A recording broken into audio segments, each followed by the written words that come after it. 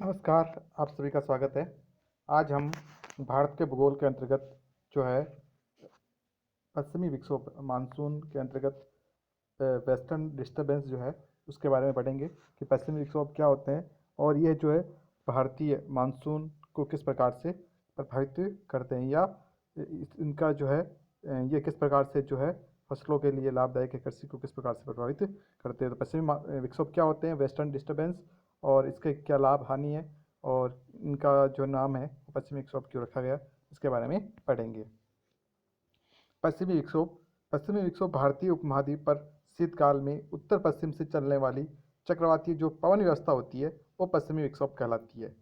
इनकी उत्पत्ति भूमध्य सागर और पश्चिमी एशिया से मानी गई है। ये जो पश्चिमी विक्षोभ है वो उनकी उत्पत्ति भूमध्य सागर और जो पश्चिमी एशिया है उसके अंतर्गत होती है। और केंद्रीय महोदय ने इनकी उत्पत्ति अटलांटिक क्षेत्र से मानी है, जहाँ से ये भूमध्य सागर होते हुए भारतीय उपमहाद्वीप तक पहुँचते हैं।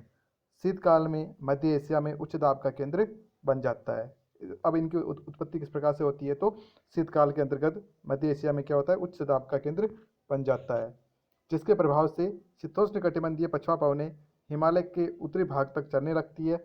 जब यह पवनें हिमालय को पार कर लेती है तो उत्तर के मैदान में तापमान 4 से 5 डिग्री सेल्सियस तक गिर जाता है। हिमालय में हिमपात होता है। वास्तव में यह उत्तरी पश्चिमी भाग से आने वाले चक्रवात है। तो वास्तव में क्या है, पश्चिमी विक्षोभ उत्तरी पश्चिमी भाग से आने वाले चक्रवात है जो भूमध्य सागर से ईरान पाकिस्तान होते हुए भारत पहुंचते हैं। पश्चिमी विक्षोभों को भारत पहुंचने में पश्चिमी जेट पवनें सहायता करती है। जो जेट स्ट्रीम है जो पश्चिम की ओर से चलती है वो क्या करती है, इन पश्चिमी विक्षोभों को भारत में पहुंचने के लिए क्या करती है, सहायता करती है। इसके अंतर्गत जो जेट पवनें जो है या जेट स्ट्रीम जो है इसके बारे में हमने जो है भारत के जो मानसून की जो प्रक्रिया है, जो क्रियाविधि है, कौन कौन सी संकल्पनाएं है, उसके अंतर्गत भारतीय मानसून को जेट स्ट्रीम किस प्रकार से प्रभावित करती है उसके बारे में पढ़ा था। अब जो है पश्चिमी विक्षोभ भारत से नवंबर, दिसंबर, जनवरी, फरवरी माह में प्रभावी रहते हैं, परंतु कभी कभी इनका जो प्रभाव है वो मार्च तक भी रहता है। तो विशेष रूप से ये जो पश्चिमी विक्षोभ है वो शीतकाल के अंतर्गत नवंबर से लेकर जो मार्च है वहाँ तक जो है ये उत्तरी पश्चिमी जो भारत है उसको प्रभावित करते हैं, जिसके कारण क्या होता है कि मैदान के अंतर्गत जो तापमान है वो गिर जाता है और हिमालय के अंतर्गत जो है तो कह सकते हैं हिमपात होता है, जिससे जो है पूरा जो भारत है उसके अंतर्गत सॉरी उत्तरी जो भारत है उसके अंतर्गत जो है शीतलहर जो है चलती है। उत्तरी पश्चिमी भारत में इन विक्षोभों से शीतकाल में होने वाली जो वर्षा होती है वो मावट कहलाती है। और उत्तरी पश्चिमी भाग के अंतर्गत जो भारत के अंतर्गत इन पश्चिमी विक्षोभों से शीतकाल में वर्षा होती है जिससे क्या कहा जाता है, मावट कहते हैं। यह वर्षा गेहूं जो रबी की फसलों के लिए काफ़ी लाभदायक होती है, और चूंकि उस समय सिंचाई की ज़रूरत होती है रबी की फसलों के लिए, तो सिंचाई के लिए जब ज़रूरत होती है तब जो है यह वर्षा होती है। तो ये जो फसलें हैं जिनमें गेहूँ जो और रबी की जो फसलें हैं उनको ये बहुत अधिक लाभ पहुंचाती है। उत्तर पश्चिम से पूर्व तथा दक्षिण पूर्व में जाने पर इनसे होने वाली वर्षा की मात्रा कम होती जाती है। यह पश्चिमी विक्षोभ वास्तव में भूमध्य सागरीय अवदाबों का ही सतत प्रसार होते हैं। जो भूमध्य सागरीय अवदाब होते हैं, न्यून दाब के जो केंद्र होते हैं उनका ही क्या है, सतत प्रसार है। रियल में पश्चिमी विक्षोभ भूमध्य सागरीय अवदाबों का सतत प्रसार होता है। आधुनिक शोधों से ज्ञात हुआ है कि अनेक द्वितीयक अवदाब ईरान के ऊपर विकसित होते हैं जो प्राथमिक रूप से उत्तरी भाग में दक्षिणी पूर्वी यूरोप तथा दक्षिणी रूस से जुड़े हुए हैं।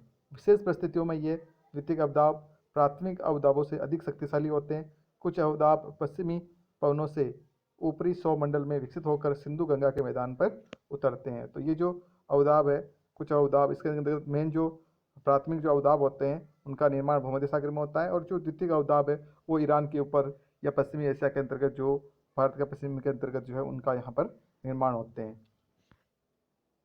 यहाँ पर जो है मैंने एक जो रेखा चित्र है उसके माध्यम से जो है ये जो उत्पत्ति होती है पश्चिमी विक्षोभ वो किस प्रकार से आते हैं। तो पश्चिमी विक्षोभ का क्षेत्र है वो उसके अंतर्गत पश्चिमी कह सकते हैं पश्चिम के अंतर्गत जो अटलांटिक महासागर है वहाँ से मैंने ये जो हवाएं होती है, ये पश्चिमी जो विक्षोभ होते हैं वो चलते हैं और अटलांटिक महासागर से भूमध्य सागर होते हुए धीरे धीरे ये पूरे अरब का जो मरुस्थल है उसमें सऊदी अरब, ईरान, इराक और अफगानिस्तान, पाकिस्तान होते हुए उत्तरी पश्चिमी भारत तक पहुंचते हैं। और यहाँ पर जो है वो, चूँकि ये भूमध्य सागर से आती है हवाएं, तो यहाँ से जब ये चक्रवात भूमध्य सागर के ऊपर से होकर गुजरते हैं तो वहाँ से आर्द्रता धारण कर लेते हैं, और यह आर्द्रता जो है धीरे धीरे ये भारत की ओर जब बढ़ते हैं तो धीरे रास्ते में इनसे चक्रवातीय वर्षा होती है, और वर्षा के कारण धीरे धीरे आर्द्रता की मात्रा कम होती जाती है, और भारत पहुँचते पहुँचते इनमें आर्द्रता की मात्रा काफ़ी कम हो जाती है।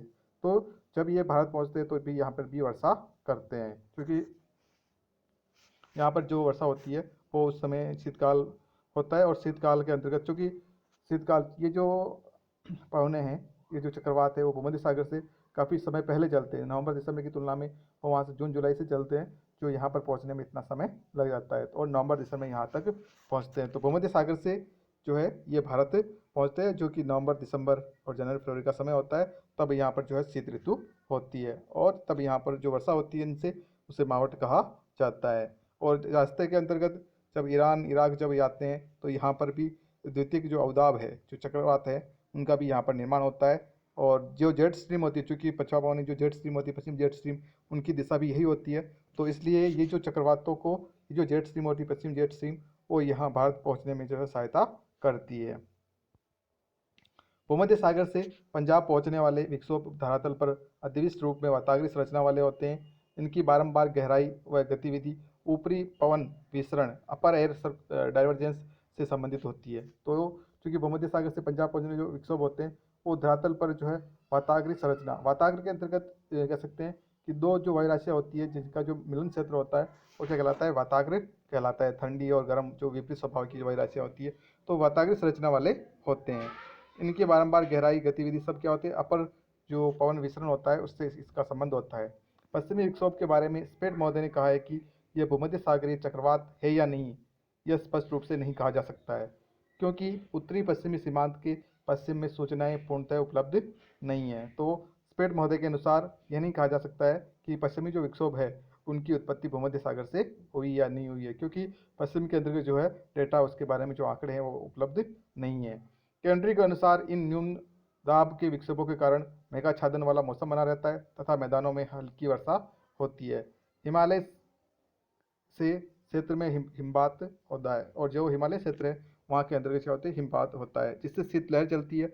इस प्रकार भारत में आने वाले इन अवदाबों के प्रभाव हानिकारक व लाभकारी दोनों ही रूप में परिलक्षित होते हैं। तो और इस प्रकार से जो ये जो अवदाब है, पश्चिमी विक्षोभ है, वो भारत की जो जलवायु है, जो फसलें हैं, उनको प्रभावित करते हैं। उनमें लाभकारी प्रभाव तो क्या होता है, इनसे जो ये जो चक्रवात जो भारत पहुँचते हैं पश्चिमी विक्षोभ, तो उनसे क्या होता है, भारत के अंदर जो वर्षा होती है मावट, उससे जो रबी की फसलें हैं उनको काफ़ी लाभ पहुंचता है।